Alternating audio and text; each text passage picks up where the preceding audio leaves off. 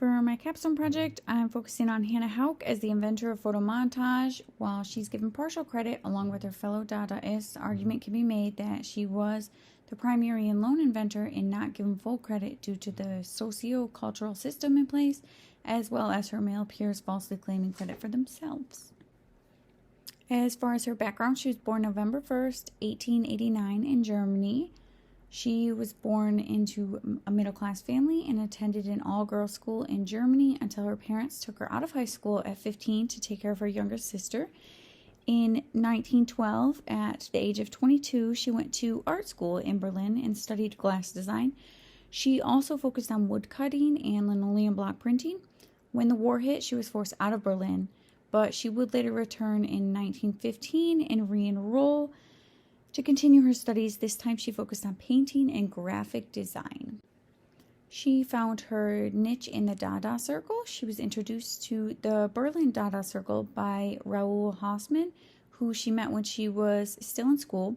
They would go on to have a very combustible romantic relationship and an artistic partnership.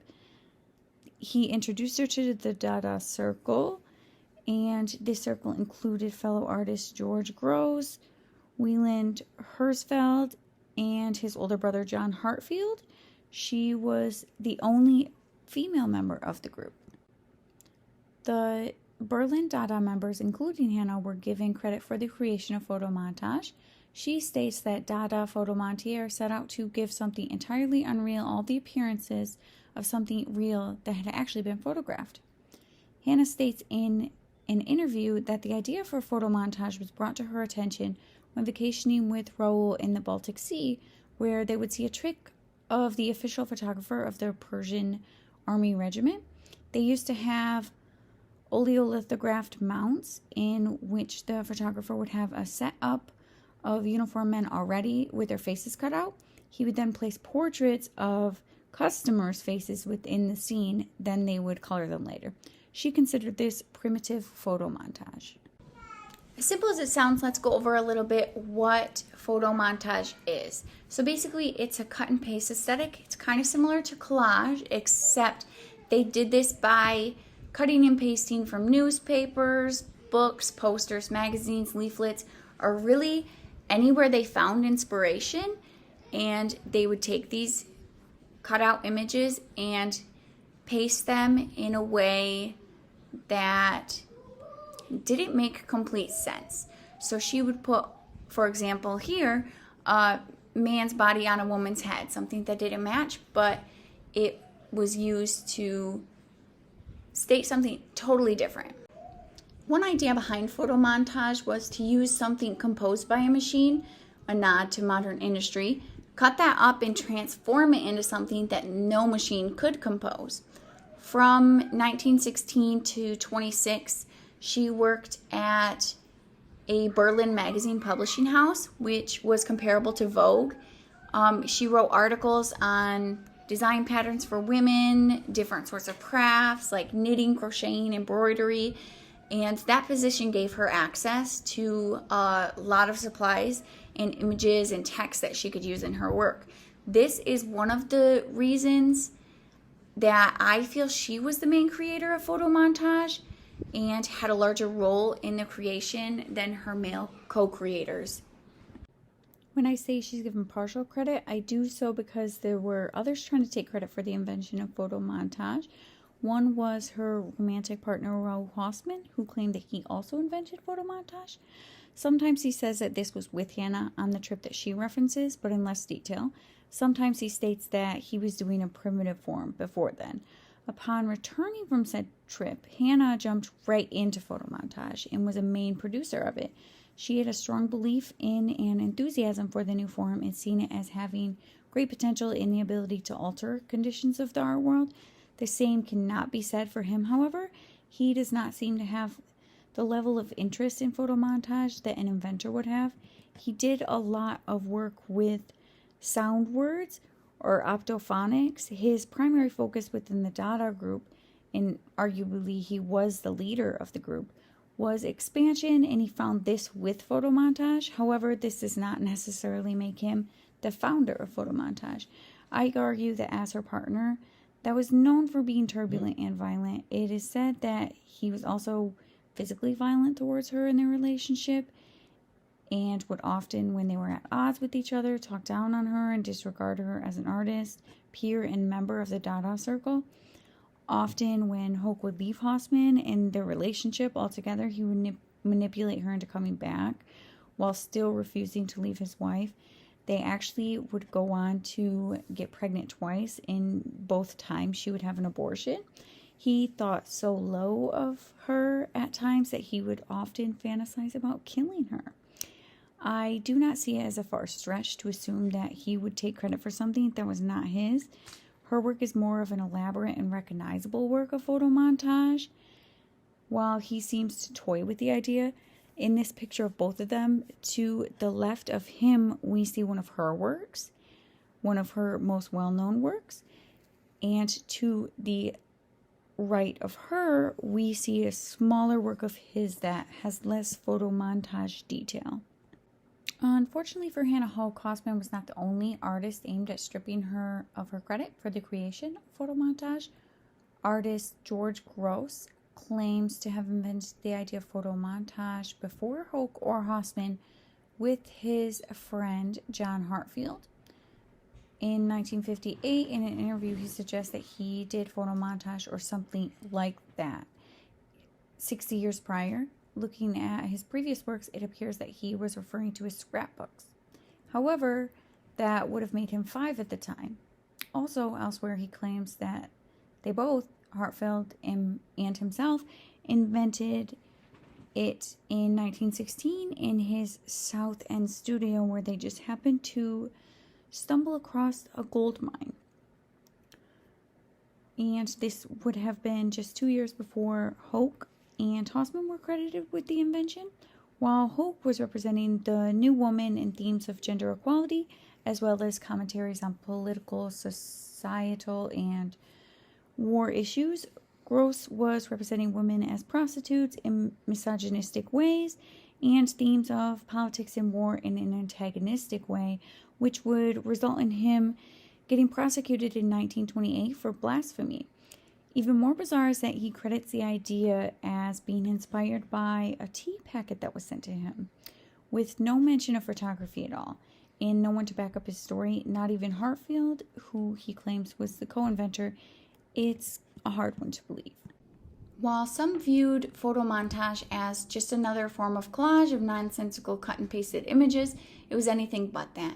Hannah Höch made sure that her photo montage was very political and social. She hated the German government, specifically the Weimar Republic, the period from 1918 to 1933, after World War I, but before the rise of Nazi Germany. It was said that this was a time of disaster. It was basically an experimental democracy, but it was also proven to be very unstable and not well liked by Germans.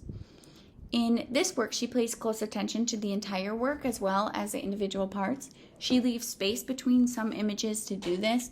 This keeps the images isolated because they have their own meaning, but also keeps them a part of the larger scene and the larger meaning. In Cut with a Kitchen Knife, Dada through the last Weimar beer belly culture epic of Germany, there are many notable politicians, revolutionaries, and identifiable people. And part of this work makes it very real and a great political and social critique. I show this work not because I want to analyze it, but specifically because the only time I've ever heard of Hannah Höch was this work. In all the collections of art and art history books, this is pretty much all she's recognized for. I also mention it to give a base for the background of the society in which Höch was immersed. Her work, The Beautiful Girl, is a nod to the new woman, but also she states that she does not focus on it. The glorification of the modern woman was never something I look for in my work. I've been, in contrast, more often motivated by women's suffrage. She was often referred to herself as a representation of the new woman who broke the stereotypes that this work speaks out against. When asked if she sees gender equality, she states, in utopia, yes. Under patriarchy, in a consumer society, no. Because even though the Weimar Republic was stated to be focused on the new woman being free-thinking and independent, It was a false sense of equality in a male-dominated world under an unstable society that put more pressure on the new woman. We see her work speaking on industrialization, but more so on the injustice women face, sexism, and women's suffrage, and how the consumer society furthers this. She incorporates in this work many details pasted in that represent women as a product of the consumer society and makes a nod to that. First, my eye is drawn to the perfectly set hair.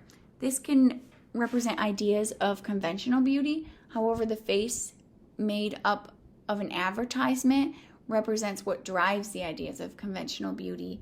We see a woman's face in the background. This is not idealized as her eyes are not proportionate.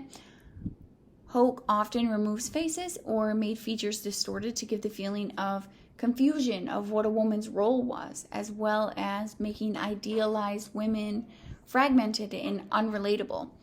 Another female sits in the center with her legs crossed. Her bottom half is kind of idealized as she holds an umbrella. Her face is replaced with a light bulb. We also see a tire to her left and a sort of gear crank to her right. She sits on an industrial bench, and all these things can be seen to represent the machinery age. The BMW logo is a nod to this as well. However, it's also a nod to the luxury advertisements and the sought-after commodification-driven culture. We see multiple BMW signs represented. They're repeated, and that can be seen as mass production.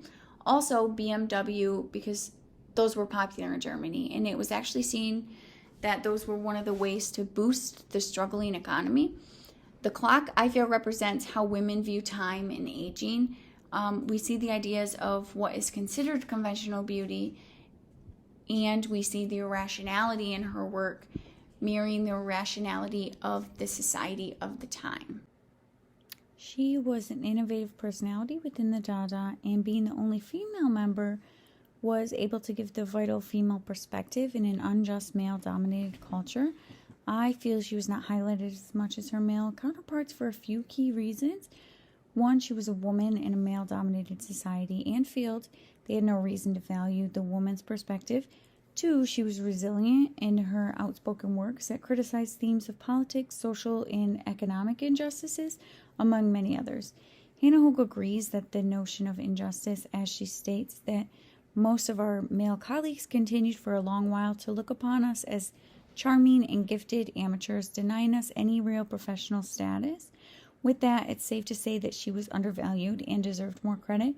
She was opinionated, outspoken, the new woman seeking equality and criticizing areas previously out of reach for women, such as politics, and there was no place for her thoughts in a male-dominated society.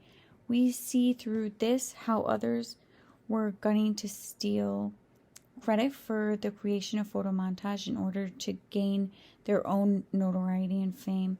Her mastery of photomontage is something that her peers really lack, and for these reasons, I feel she's not given credit for the invention 100%.